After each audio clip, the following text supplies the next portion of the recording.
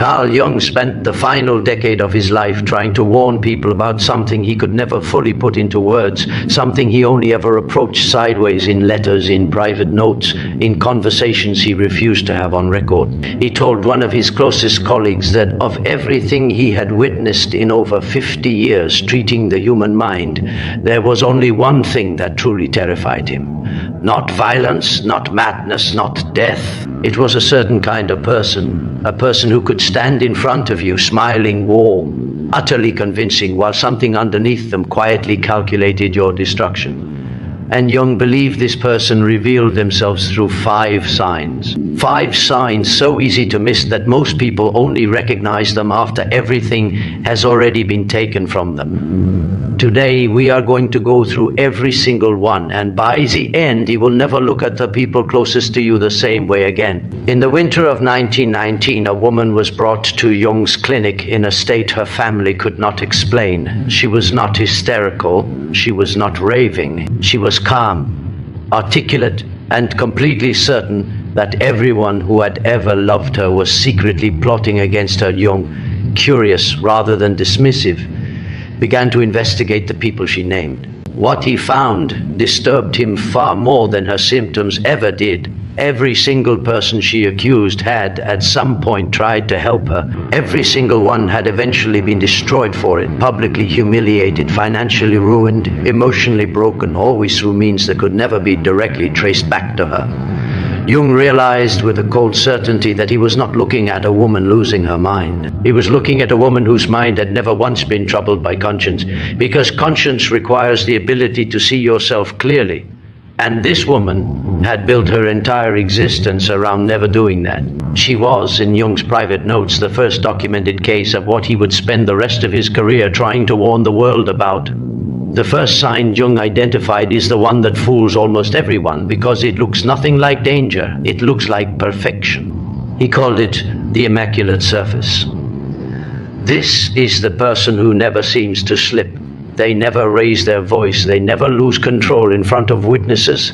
Every interaction is polished, composed, likable, almost to the point of being unbearable. Jung warned that human beings are not built this way. Naturally, real people have bad days. Real people snap under pressure. Real people show cracks. A person who shows none, ever, across years of observation, is not calm. They are hiding. And what they are hiding does not disappear simply because it is never shown. It waits, it accumulates. And when it finally surfaces, Jung warned, it does not surface gently. It surfaces as devastation, and it is always aimed at whoever happens to be standing closest when the mask finally gives way.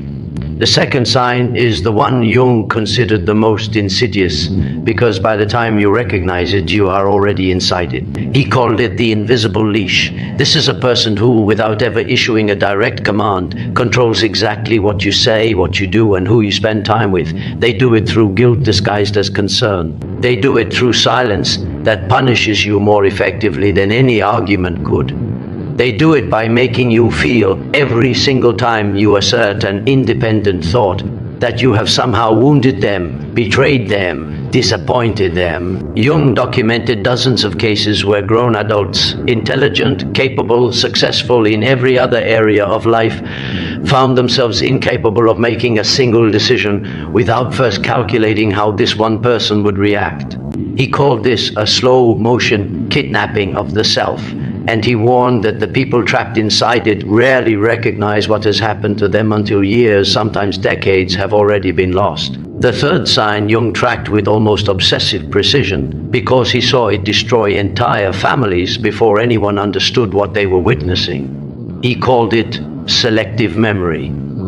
This is the person for whom the past constantly reshapes itself to serve the present. They will insist with total sincerity that they never said what you distinctly remember them saying. They will rewrite the history of your relationship in real time, erasing their own cruelty and inflating your smallest mistakes until the story bears almost no resemblance to what actually happened. Jung warned that arguing against this is a trap, because you are not debating facts. You are debating someone's survival mechanism, and survival mechanisms do not yield to evidence. The moment you find yourself apologizing for things you know did not happen the way they are being described, Jung said, You are no longer in a relationship. You are inside someone else's reality, and reality once surrendered is brutally difficult to reclaim. The fourth sign is the one Jung believed was most responsible for the destruction of reputations, careers, and entire communities. He called it the performance of injury. This is a person who has mastered the art of appearing wounded at the exact moment they are inflicting harm. They cry first, they accuse first, they position themselves as the victim of whatever damage they themselves just caused. And they do it so convincingly that anyone watching assumes you must be the aggressor. Jung noted that this sign is almost impossible to counter in the moment, because trying to defend yourself against a performance of injury only makes you look colder, more aggressive, more suspicious, while the true aggressor collects sympathy like currency. He warned that people who master this skill can operate for years, sometimes entire lifetimes, without ever being held accountable for anything, because the world will always rush to comfort the person who appears to be crying, regardless of who caused the tears. The fifth and final sign is the one Jung considered the most catastrophic, because it is the sign that turns a single dangerous individual into a force capable of destroying dozens of lives. At once he called it the gathering storm. This is what happens when a person's private distortions stop staying private and begin infecting an entire circle of people around them. Family members choose sides without ever witnessing the original conflict. Friends repeat accusations they were never present for. Colleagues whisper concerns planted by a single careful conversation weeks earlier. Jung watched this pattern unfold again and again, and he described it as watching a single spark become a wildfire that consumes an entire forest. Not because the fire itself was ever that powerful, but because everything around it was dry, waiting, ready to catch. When Jung saw all five of these signs converge in a single person, he did not describe what followed as conflict. He described it as annihilation. He said that once a person like this decides you are their enemy, real or imagined, there is no reasoning your way out. No evidence powerful enough, no apology sincere enough, no distance safe enough, because you are no longer dealing with a person responding to reality. You are dealing with a person defending a story they have told themselves so many times it has become indistinguishable from truth in their own mind. And Jung's warning here was blunt in a way he rarely allowed himself to be in his published work. He said the only people who survive an encounter with this kind of individual intact are the ones who leave immediately, completely, and without explanation, because explanation is exactly what feeds the fire. Consider the case Jung documented in the years following his encounter with the woman in 1919. A case that convinced him this was not an isolated pattern, but a recurring architecture of human destruction. A respected businessman, admired throughout his community, was brought to Jung's attention not as a patient but as the subject of concern from three separate families who had each independently lost a son to what they described only as ruin after crossing paths with him. Jung, piecing together their stories, found the same five signs repeated with mechanical precision. Each young man had been drawn in by the businessman's immaculate reputation. Each had gradually found himself isolated from friends and family under the guise of loyalty and mentorship.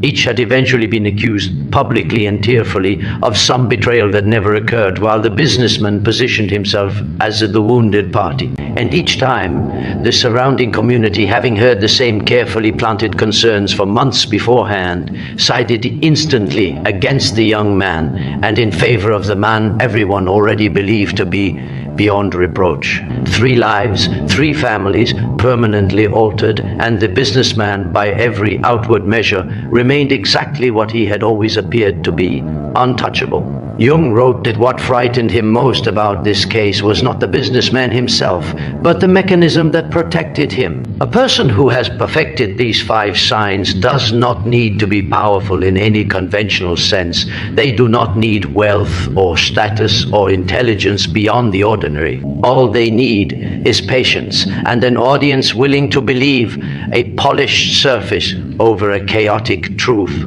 And Jung warned that this audience exists everywhere, in every family, every workplace, every friend group, because human beings are, by nature, far more comfortable believing a calm liar than a distressed truth-teller. This, he said, is the single greatest vulnerability in human social life, and it is the exact vulnerability that people who carry these 5 signs learn, consciously or not, to exploit. If you are listening to this and a face has already come to mind, someone whose presence in your life has always felt slightly wrong in a way you could never quite justify to anyone else, Jung's advice was not to confront them. Confrontation, he warned, requires the other person to possess a level of self-awareness they have spent their entire life avoiding, and demanding it from them will not produce it. It will only produce the 4th sign, the performance of injury, turned directly and devastatingly against you. His advice instead was cold, practical, and deeply uncomfortable for anyone who wants closure. Withdraw. Do not announce it. Do not explain it. Do not wait for them to understand why. Simply remove yourself piece by piece from every part of your life where their influence still reaches, and trust that your own memory of what actually happened is more reliable than the version of events an entire circle of people carefully cultivated over years has been led to believe. Jung never claimed these 5 signs were rare. That was, in his own words, the most disturbing part of everything he documented. He believed the potential for this pattern exists in a significant portion of the population, quietly waiting for the right combination of circumstance, opportunity, and an audience willing to look away.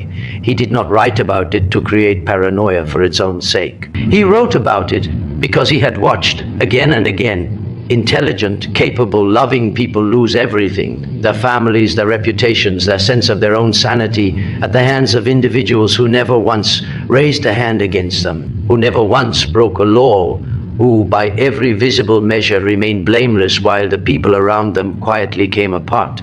So look again at the 5 signs, the immaculate surface that never cracks, the invisible leash that controls without ever commanding, the selective memory that rewrites the past in real time, the performance of injury that turns every accusation back onto you, and the gathering storm that recruits an entire circle of people who were never even present for the original wound. Individually, any one of these can exist in an otherwise ordinary person having an ordinary bad stretch.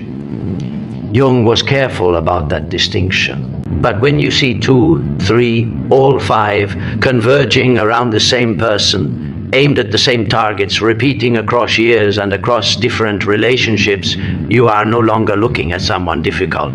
You are looking, in Jung's own words, at someone who has learned, whether consciously or not, to survive by consuming the people closest to them, and the only defense that has ever consistently worked is the one nobody wants to hear.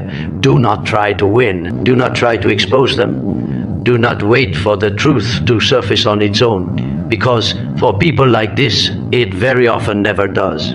Get out, get far, and get gone before you become the next name added to a list that, by the time you recognize it exists, is already far too long to escape unmarked. If this warning reached you at the right moment, do not scroll past it. Share it with someone who needs to hear it before it is too late for them.